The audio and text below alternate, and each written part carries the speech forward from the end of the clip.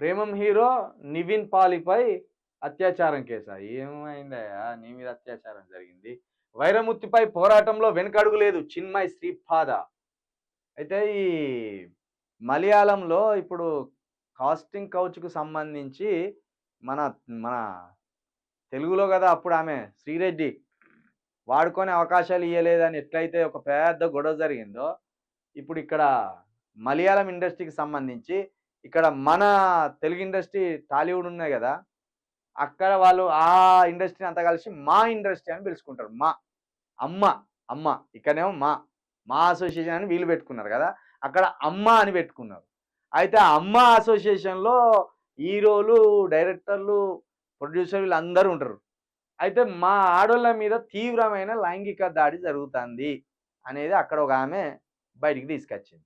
ఆ దెబ్బతోటి మోహన్ లాల్ అక్కడ అమ్మకు చైర్మన్. అంటే ఆ ఫిల్మ్ ఇండస్ట్రీకి సంబంధించిన ఆర్టిస్ట్‌లకు ఆయన అధ్యక్షుడిగా ఉన్నాడు. ఆయన హుటాహుటిన మొత్తం రాజీనామా చేసిండు. నీయమ్మ ఇది నాకెక్కడ మెడకు చుట్టుకుంటదని.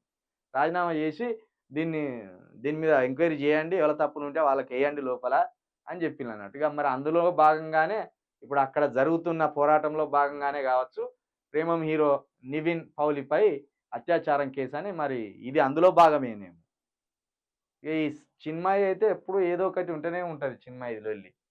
వైరముత్తుపై పోరాటంలో వెనుకడుగు లేదు చిన్మయి శ్రీపాద. చిన్మయిది 4, 5 సంవత్సరాలుగా జరుగుతాంది. ఆయన రాహుల్ భార్య ఈమె. 'మన్మధుడు 2' సినిమా తీసిండు గదా! ఆయన భార్య ఈమె. ఈమె లొల్లేందో అర్థం గాదు.